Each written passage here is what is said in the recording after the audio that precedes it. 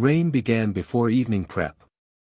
Heavy clouds rolled across the sky above Ibadan, swallowing the last orange glow of sunset. At St. Agnes Girls' College, the students hurried through the courtyard with books pressed against their chests while cold wind rattled the classroom windows. The school itself was old, older than most of the teachers. Its walls were stained with age, its corridors long and dim, and the tiled floors carried every footstep like a whisper. The girls believed the building remembered things. Secrets. Punishments.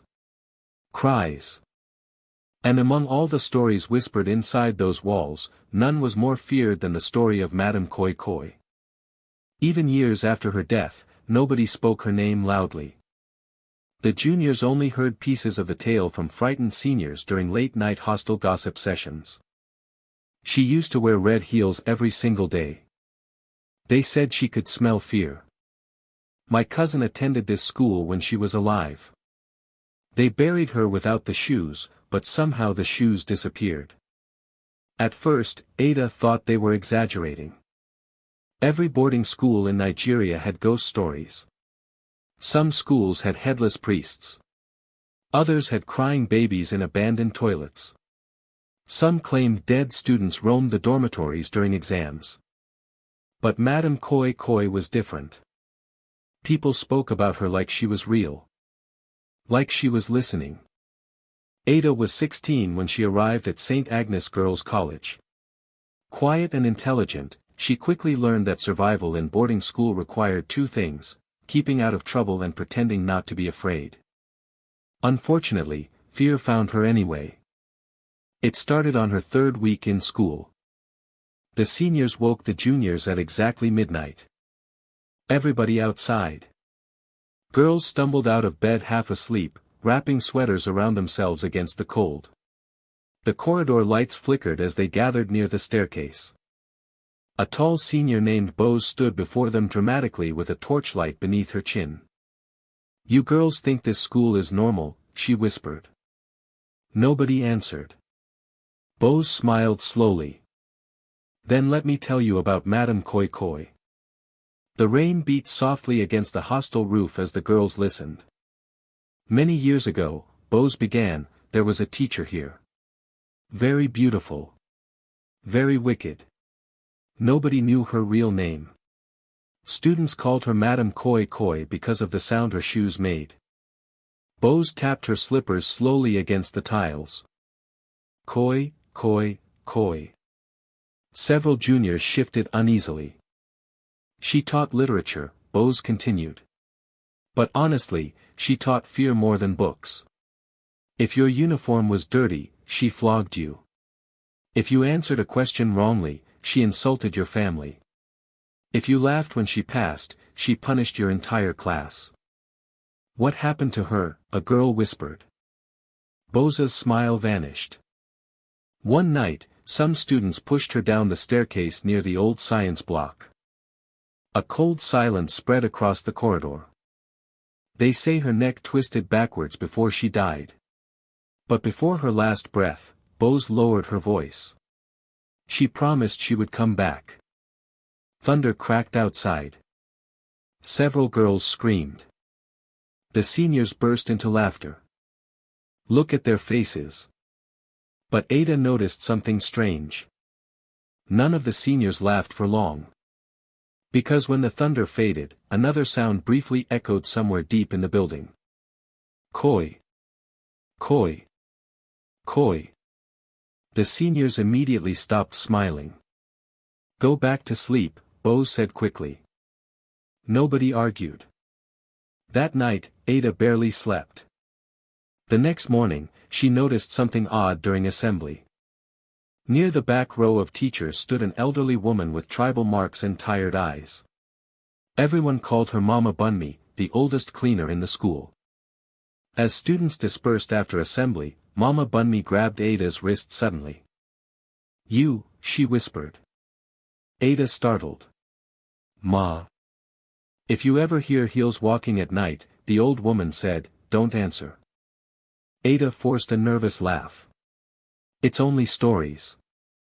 Mama Bunmi's expression darkened. No, she said quietly. Stories don't kill people. Then she walked away.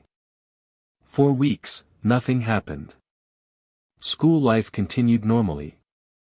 Morning assembly. Classwork. Punishments. Prep. Hostile gossip. But slowly, strange things began to happen around Ada. She sometimes smelled perfume in empty corridors. A strong scent. Sweet and rotten at the same time. Once, while washing clothes behind the hostel, she noticed red footprints leading toward the abandoned science block. Another evening, her friend Ngozi swore she heard high heels clicking above the ceiling during prep. There's no upstairs there, Ada reminded her. Ngozi refused to return to class alone after that. The fear spreading through the school became worse when a SS3 student named Vivian disappeared briefly. They found her at dawn sitting near the staircase beside the old science block. Barefoot. Shivering. Crying uncontrollably. Teachers demanded explanations, but Vivian only repeated one sentence over and over. She asked me why I was laughing. After that incident, nobody stayed outside after lights out. Even the seniors became quieter. Then examination season arrived. The pressure swallowed the school whole. Students studied late into the night, desperate for good grades. Teachers grew harsher. Tempers rose. And during one terrible week of endless rain, Ada made a mistake. She forgot her literature notebook in class. Prep ended around 8:30 p.m. The corridors emptied quickly as girls hurried back to their hostels before curfew. Ada only realized the notebook was missing after reaching her bunk. Her heart sank. Inside that notebook were all her revision notes for the upcoming exams. Ngozi shook her head immediately. You can collect it tomorrow. What if somebody takes it? Who wants your ugly notes? Ada sighed. I'll be fast. Ngozi grabbed her arm. No. What? Don't go alone. Ada rolled her eyes. You still believe those stories? Ngozi didn't answer. That silence frightened Ada more than words. Still, she forced herself to leave. The hostel corridor felt colder than usual. Most lights had already been switched off. Only dim yellow bulbs glowed weakly along the walls. Outside, rain poured heavily across the compound. Ada walked quickly through the courtyard toward the classroom block, hugging herself against the wind. The school looked completely different at night. Dead. The trees swayed violently beside the buildings. Water dripped from broken gutters. Shadows stretched strangely across the walls. She reached her classroom and exhaled with relief. The notebook sat exactly where she left it. See, she muttered nervously. Nothing. Then the lights flickered. Ada froze. Once. Twice. The classroom suddenly became darker. And somewhere beyond the corridor came a sound. Koi. Koi. Koi. Ada's blood turned cold. Slow footsteps. Measured. Approaching. She laughed shakily. Probably a teacher. Yes. Just a teacher. But deep inside, she already knew something was wrong. The footsteps continued. Koi. Koi. Koi. The sound echoed unnaturally, like heels striking metal instead of tile. Ada moved toward the classroom door carefully. The corridor outside was empty. Yet the footsteps continued. Closer now. Koi. Koi. Koi. Then the smell arrived. Perfume. And beneath it. Blood. Ada backed away slowly. The lights flickered again. And suddenly she saw them. Red heels. Standing alone at the far end of the corridor. Polished. Shining. Wet with rainwater. Ada's breathing stopped. Slowly, impossibly, the heels began moving. Forward. Koi. Koi. Koi. Legs appeared above them. Pale legs covered in scars and bruises. Then a long crimson skirt. Then thin hands with broken fingernails. Finally. A face. Beautiful. Rotting. One eye hung lower than the other. Part of her cheek exposed dark flesh beneath cracked skin. Yet her lips remained perfectly red. The woman smiled. "You forgot your notes," she whispered. Her voice sounded like glass breaking underwater. Ada screamed. The creature moved instantly. One moment it stood across the corridor. The next moment it was directly in front of her.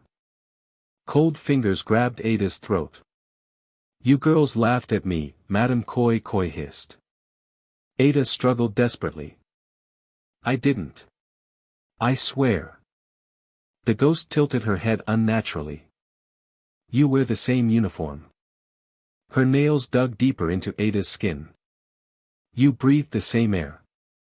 The corridor lights exploded. Darkness swallowed everything. Ada ran.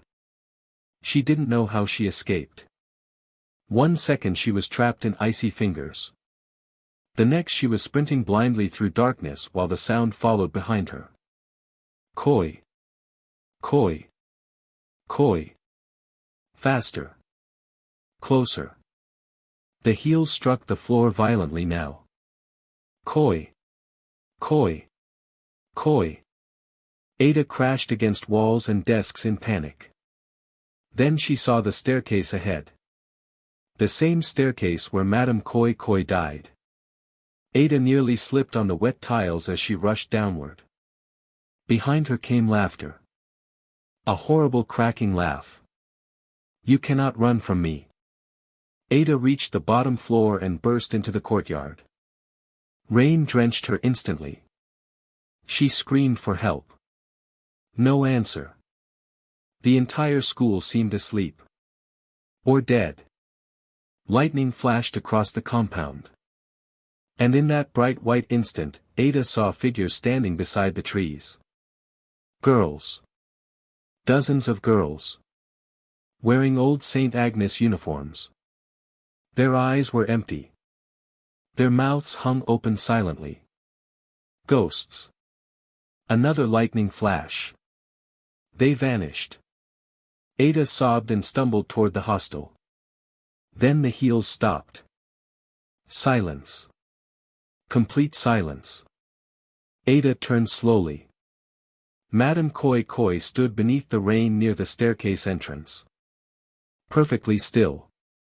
Her head bent sideways at an impossible angle. Then she smiled again. "Tell them," she whispered. The lights across the compound suddenly returned. And the ghost disappeared. Ada collapsed. The next morning, the school found her unconscious beside the hostel entrance. Her skin was ice cold. And clutched tightly in her hand was a single red heel. The entire school panicked.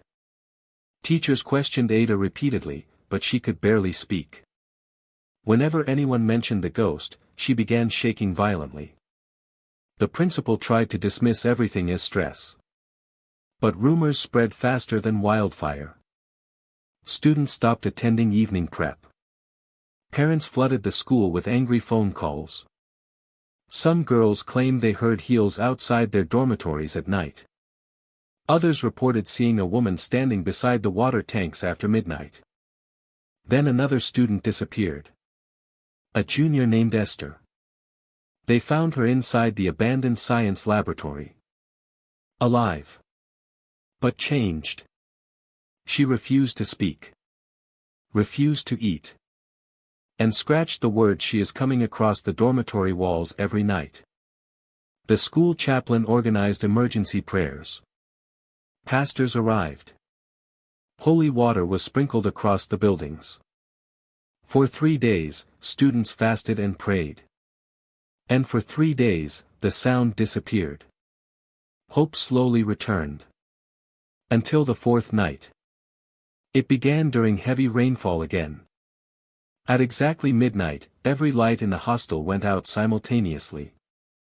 Girls screamed in darkness. Then came the sound. Not one pair of heels. Many. Koi. Koi. Koi. The footsteps echoed through every corridor at once.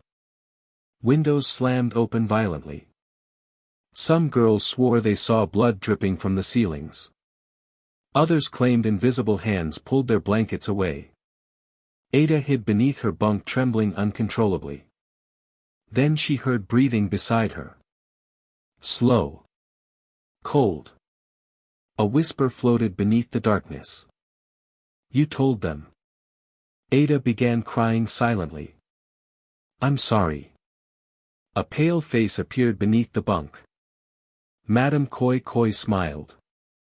You should be. The ghost reached toward her. Then suddenly recoiled violently. A bright torchlight flashed across the room. Mama Bunmi stood at the hostel entrance holding a Bible in one hand and a burning lantern in the other. Leave this child, the old woman shouted. The ghost hissed angrily. The room temperature dropped instantly. Girls screamed as frost spread across windows.